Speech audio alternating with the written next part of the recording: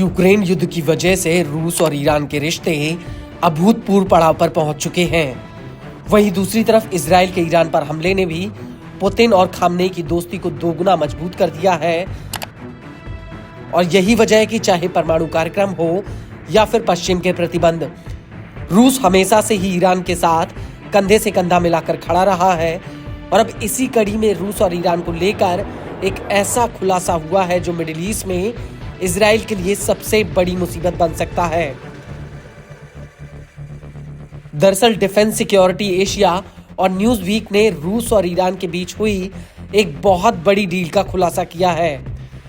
इन दोनों ही एजेंसियों के मुताबिक रूस और ईरान के बीच एक बहुत बड़ी डिफेंस डील हुई है, जिसके कागजात लीक हुए हैं।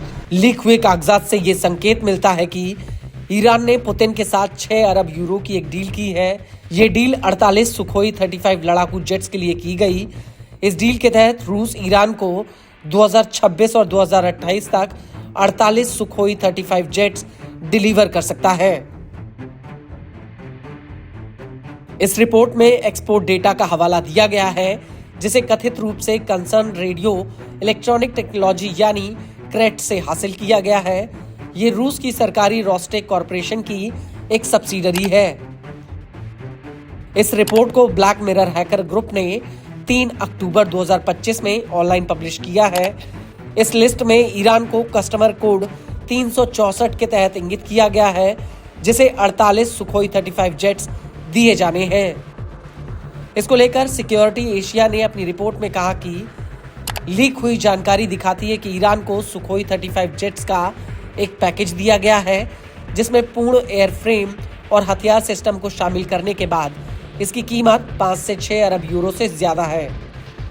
इसमें 48 हेड्स-अप डिस्प्ले सिस्टम और इलेक्ट्रॉनिक वॉरफेयर के उपकरण भी शामिल हैं, जो ईरान के 48 एयरक्राफ्ट वाले ऑर्डर की पुष्टि करते हैं। इसके अलावा एक अलग रिपोर्ट में डिफेंस ब्लॉक में कहा गया कि इन फाइलों में ईरान, अल्जीरिया और इथोपिया समेत कई विदेशी ग्राहकों के लिए एडवांस सुखोई लड़ाकू जेट्स की विस्तृत कीमत, डिलीवरी कार्यक्रम और एक्सपोर्ट प्लान शामिल है।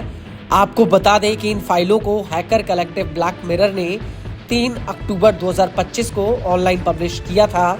इस ग्रुप का दावा है कि उसके पास रूसी कंपनी रोस्टेक के 300 से ज्यादा आंतरिक दस्तावेज हैं। वहीं डिफेंस सिक्योरिटी एशिया का कहना है कि लीक हुए दस्तावेजों से ये पता चलता है कि रूस सामान्य एक्सपोर्ट से आगे बढ़कर इनकी ईरान में ही असेंबलिंग करा सकता है।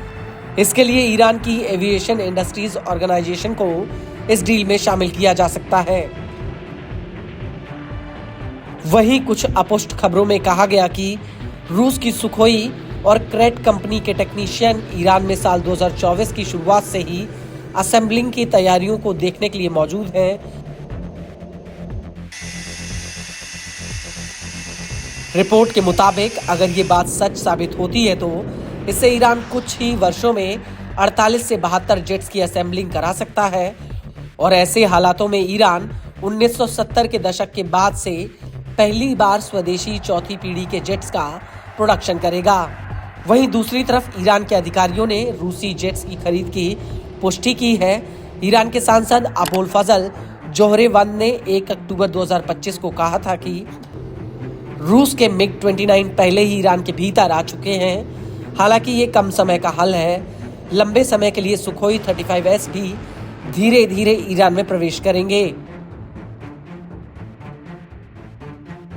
अबुल फजल ने अपने बयान में ये कहा था कि चीन से HQ-9 एयर डिफेंस सिस्टम और रूस से S-400 आ रहा है। वहीं अबुल फजल से पहले ईरानी सांसद फदा हुसैन मलेकी ने सितंबर 2025 में अपने बयान में कहा था कि ईरान के जनरल स्टाफ चीन और रूस से एयर डिफेंस सिस्टम खरीदने की कोशिश में लगे हुए हैं।